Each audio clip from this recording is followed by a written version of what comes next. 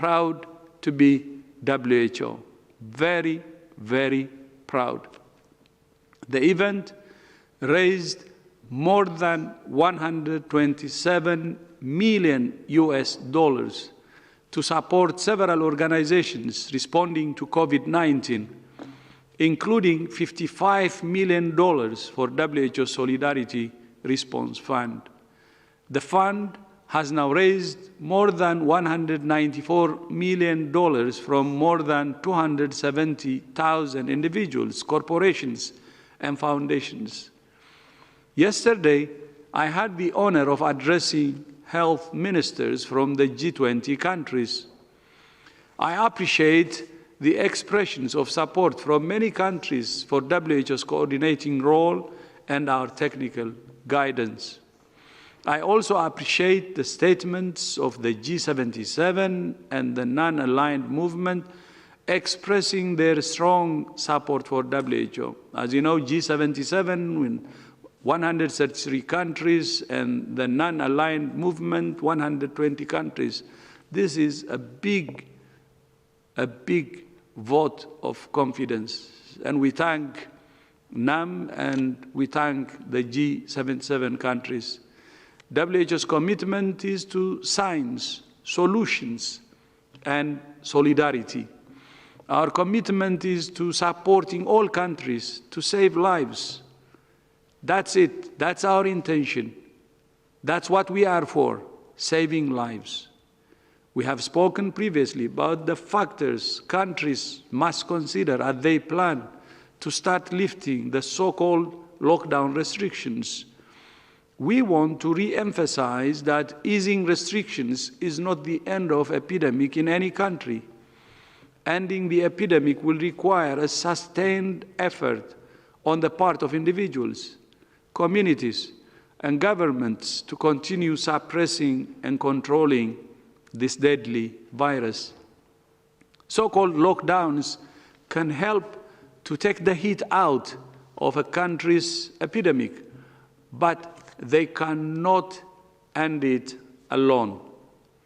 Countries must now ensure they can detect, test, isolate, and care for every case and trace every contact. We welcome the accelerated development and validation of tests to detect COVID-19 antibodies, which are helping us to understand the extent of infection in the population. WHO is providing technical, scientific, and financial support for the rollout of seroepidemiologic surveys across the world. Early data from some of these studies suggest that a relatively small percentage of the population may have been infected even in heavily affected areas, not more than 2 to 3%. While antibody tests are important for knowing who has been infected, tests that find the virus are a core tool for active case finding, diagnosis, isolation, and treatment. One life, you can't bring it back once it's gone.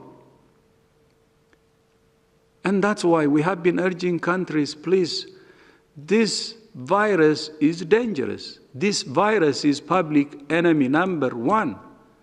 This virus is new and which has a behavior of serious contagion like flu. It's very contagious like flu. And at the same time, it's very killer like SARS and MERS. It has a very dangerous combination. And this is happening in 100 years for the first time again. Like the 1918 flu that killed up to 100 million people. But now we have technology. We can prevent that disaster. We can prevent that kind of crisis. We can prevent it. We're not in the same situation. We should not be afraid. We should have the confidence that we're in a different situation and fight it back. If there is national unity, and if there is global solidarity, if we take this as a common enemy for humanity and give our best, Of course, understanding that this is a new virus and dangerous virus, we can win the fight. We can. But please, let's consider those who are dying as individuals. They're not numbers or figures. Even one life is precious. You know where I come from. I know war. I know poverty. I know disease. I know how people suffer in war conditions. I know how people are killed because of poverty. I know how people who could have been saved are dying because of disease. I know a tragedy. I know. That's why I see people, I see faces. I see the mother or father of somebody. I see the daughters and sons of somebody. I see the tragedy that can behold a family.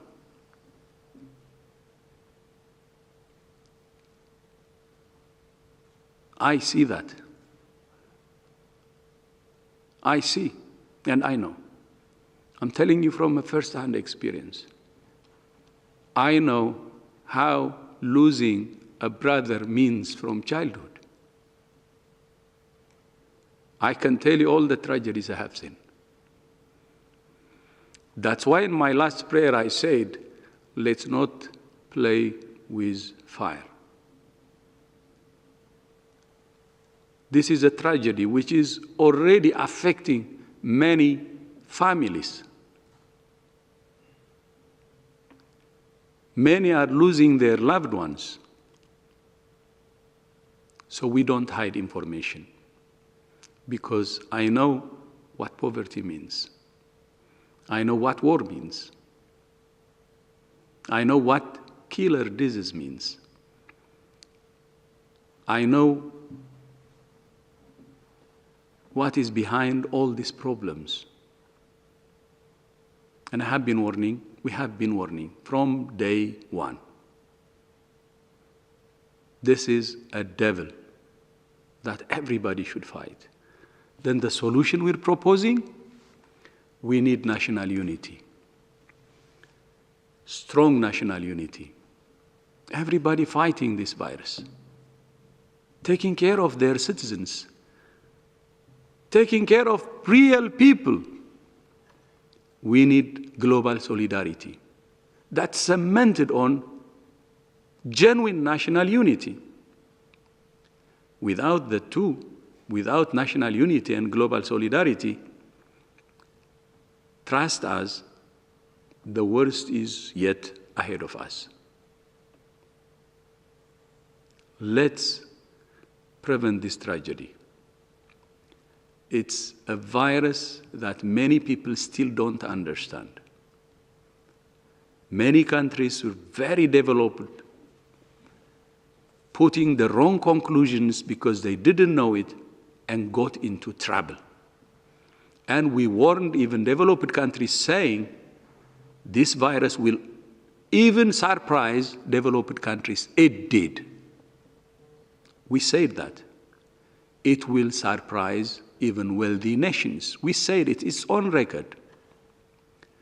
Let's stop additional surprises. Let's stop tragedy. Hundreds of thousands now dying is serious. Even one life is precious. Let's say enough is enough.